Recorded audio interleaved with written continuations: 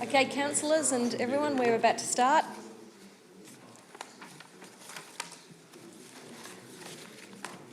Welcome. Nyama, Warranjeri Kulin, Mirambikal Bikwenuap Daraban, Bagangbul Awit Jiri, Nangit Bambuth Ba Yellingbu. I acknowledge the Wurundjeri people, traditional custodians of the land on which Darebin Council stands, and pay my respects to elders past and present. Membership of this meeting is as listed in the agenda, and we have apologies from Councillor McCarthy and Councillor Williams. Councillors, are there any disclosures of conflict of interest tonight? I have a question. Just to discuss regarding the membership, it indicates that Tim Lawrence is actually, I thought Tim Lawrence was actually on a leave of absence. No, thank you, Councillor Messina. That's not my understanding. My understanding is that no information has been received. Councillors, are there any conflicts of interest to disclose tonight? No, there being none, we'll move to the next item, which is confirmation of the minutes of the previous Planning Committee meeting. That's moved by Councillor Lasserf and seconded by Councillor Greco. All those in favour? That motion is carried. So that brings us to consideration of reports, and the first report is 5.1, 295 to 297 Gilbert Road. Mr Wallace? Thank you, councillors. We have identified an issue with this project, in particular regarding vehicular access to the development that should be resolved before a decision is made on the application. This issue has been communicated to the applicant recently. Based on the recent find, it is our view that the application should be deferred to allow the applicant an opportunity to alter their design to comply with the standards. We've also now recently spoken to the owner, so we've spoken to both parties, and they're willing to make changes to the design. Once those changes are made and communicated back to the officer, it'll go through a small process before it's then reported back to council for decision, councillors. Okay. Thank you. Thank you, Mr Wallace. Councillors, in light of that, I wonder if someone might like to move a motion. Yes, Councillor Messina. Mary, have you heard from the officers? There are issues with the design. Can you turn your microphone on, Councillor Messina? I'll get you to start again. Thank you. Mayor Rennie, having heard from the officers there are issues with the design of the development, I think that this application should be deferred and only considered by the Planning Committee once those access areas are demonstrated to be addressed. Thank you. Do you therefore have a motion? Yet that the item be deferred for consideration at the Planning Committee meeting of the 15th of July 2019. Thank you for that motion, Councillor Happy to Messina. second. Seconded by Councillor Lasserf. All those in favour? And against? Sorry, I assumed we didn't want to debate that. We'll just treat that as procedural. Well, that brings us to 5.2 on the agenda, which is 655 Plenty Road, Preston. So, Mr Wallace, over to you again. Thank you, councillors. This is an application for a development of a 5-storey building comprising 4 dwellings and a retail premises. 2 one-bedroom dwellings are proposed, 2 two-bedroom dwellings over 3 levels. The one retail premises on the ground level has a floor area of 51 square metres. The retail tenancy fronts Plenty Road at ground level. 4 car parking spaces are proposed within a car parking stacker arrangement, and access to these spaces is via the constructed right-of-way at the rear of the site. 4 bicycle parking spaces are proposed. A reduction of 2 vehicular car parking spaces is sought. A lift access is proposed, and that's centrally located to the building.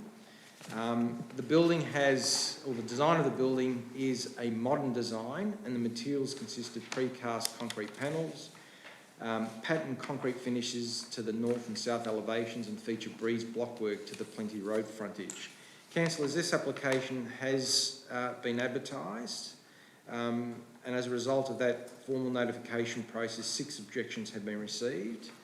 The objections are summarised at page 37 of the agenda, and they relate to height, car parking, traffic, vehicular access, overshadowing, privacy, internal amenity, retail space, toilet facilities, waste collection, impact upon adjacent businesses, that the development is an overdevelopment, too many units proposed, destruction disruption during construction, and a restrictive covenant on title. Councillors, based on our assessment of the application, I'd like to state the following. Planning policy encourages 6-storey development within this precinct, up to 20 metres in height. The development is at 5 levels and it has an overall height of 16.87 metres. Policy encourages 4-storey development to be constructed to the Plenty Road boundary. This has been provided. The first floor is required to be set back at 5.5 metres from the boundary of a residential site. However, in this instance, the setback is at 3.6 metres. The reduced setback is justified in our view based on surrounding context. That is the existence of outbuildings on neighbouring sites to the west. A mix of use is encouraged. A mix of use is encouraged by policy, and that's been provided.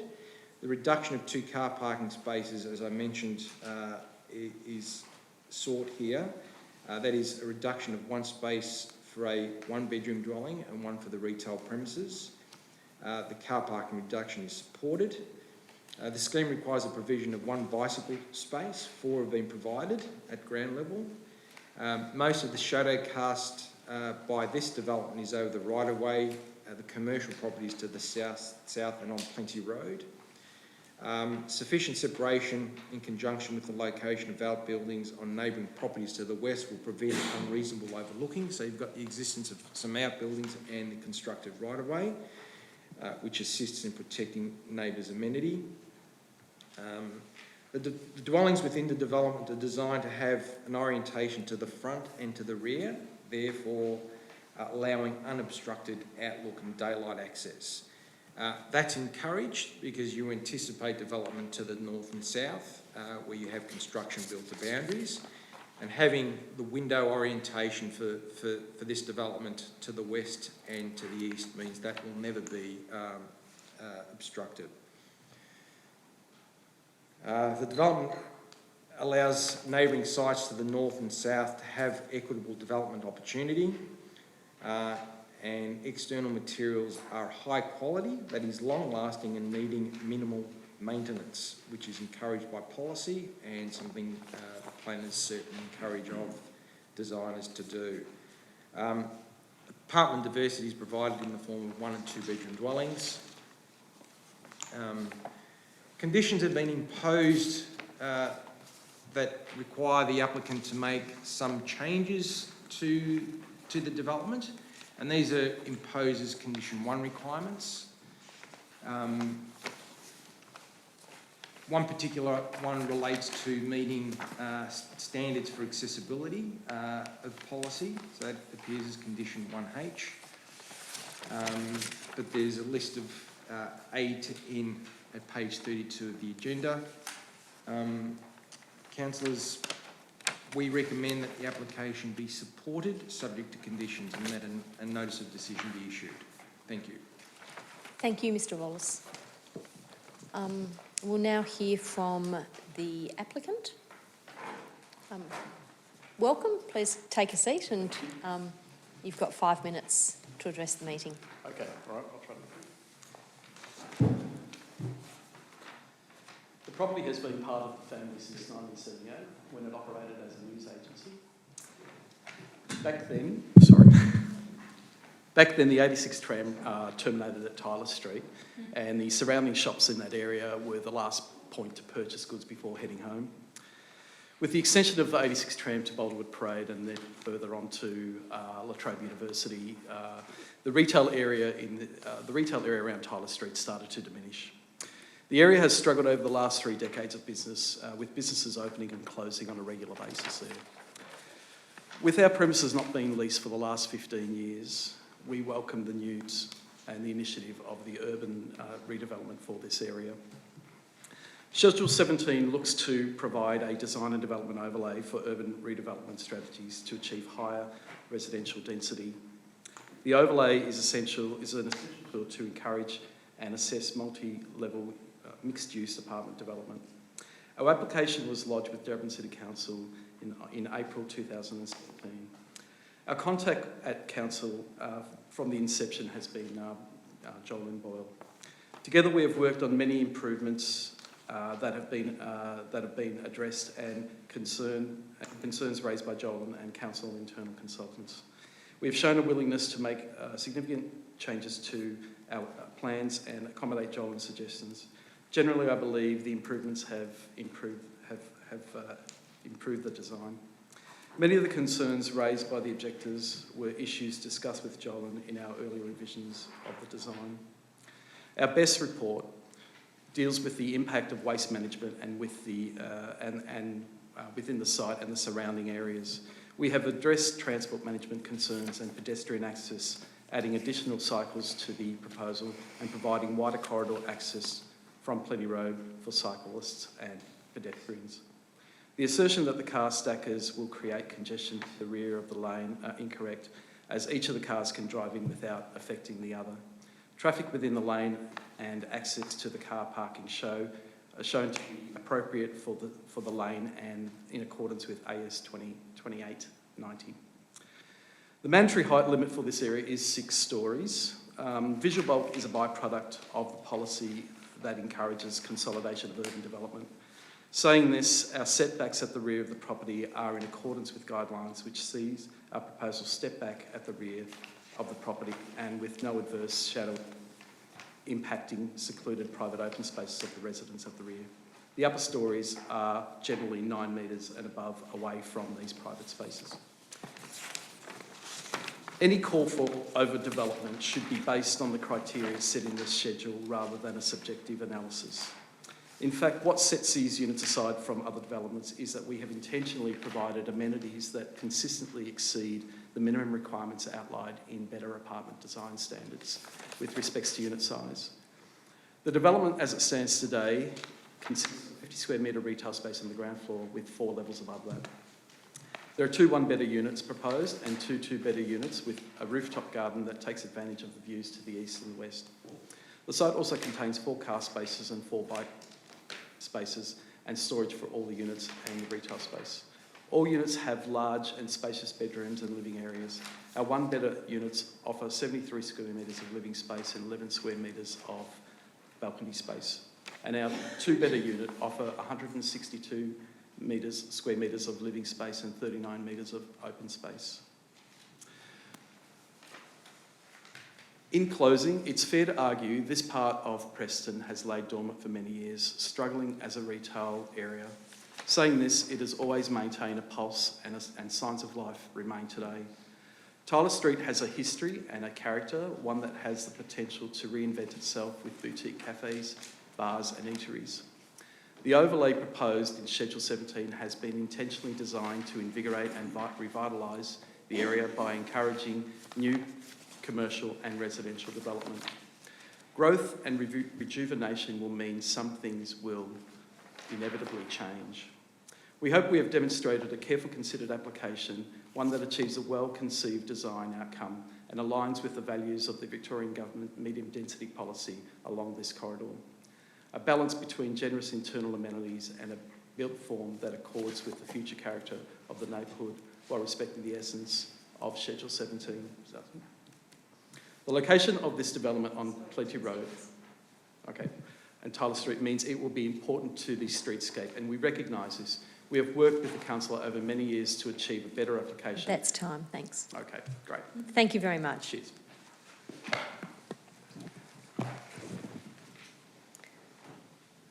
Thank you. Are there any objectors registered to speak? No. Councillors, do you have any questions? No. If there are no questions, I'll ask if there's a motion. Councillor Amir. I'm happy to move the motion as listed in the agenda. Thank you. Is there a seconder?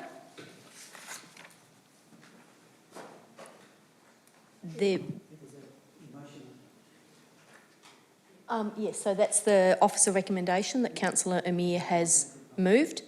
Well, I'm asking, Councillor Amir has moved the recommendation as in the report, and I'm asking if there is a seconder for that. There being no seconder, that motion lapses. Councillor Newton. I'd like to propose an alternative Can I just motion. get you to put on your microphone, or I can't hear you? I'd like to propose an alternative motion. Yes? So hopefully we can get this up on screens. So I'd like to propose an alternative motion that council refuse the application with grounds as follows. Do I need a seconder or? No, you need the motion first, read and it out? then Yep. we'll see if there's a seconder for your motion. 1, the rear setback is contrary to the requirements of the design and development overlay, scheduled 17 of the Darebin planning scheme. 2, the car parking provision is contrary to the requirements of clause 52.06, car parking of the Darebin planning scheme. 3, the development fails to achieve exemplary design outcomes as required under the design and development overlay, schedule 17 of the Darebin planning scheme for properties with a street frontage of less than 15 metres. And 4, the development fails to provide an appropriately dimensioned light court that progressively widens towards the top of the building as required under clause 22.06, multi-residential and mixed-use development of the Darebin planning scheme. Thank you, Councillor Newton. Is there a seconder for that motion?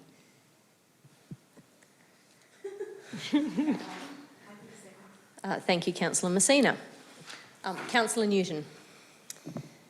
Thank you, Mayor Reddy. So I do really note and thank the person who spoke as the applicant, but I do have some concerns with this application. So it's quite a thin block. We also see we're asking for a reduction of car spaces. I'm a little bit concerned about the light wells. And we also see that in terms of the alternative motion, that we do have a reduction of car parking, and we have that it fails to achieve the exemplary design outcomes as required under the planning scheme. That's it. Thank you, Councillor Newton. Councillor Messina. Just to echo what Councillor Newton said, I'm a bit Concerned about the reduction of car spacing, and I don't see the comment in relation to the generous living area. I feel like if you look at the area in terms of the living and the dining room seems quite small to me, but that's just a personal perception. But it's a reduction of car spacing that I'm not quite comfortable with. Thank you, Councillor Messina. Are there any further speakers? No, there being none, I'll put that to the vote. All those in favour? And against? That motion is carried. So the Planning Committee has decided to refuse the permit. The decision can be appealed to VCAT. The applicant can appeal against the decision and has 60 days to do so. Should an appeal be lodged, every objector will be notified by VCAT. Notices detailing the decision tonight and how an appeal can be lodged will be sent to all objectors and the applicant next week. Thank you. That brings us to the end of consideration of reports. So we're then at other business, general planning information scheduled VCAT applications. It's moved by Councillor Messina and seconded by Councillor Lasserf. All those in favour? That is carried. Urgent business, there is none. Consideration of reports considered confidential, there are none. So that brings us to the close of the meeting. Thank you, everyone, and thank you for coming tonight to speak to the meeting.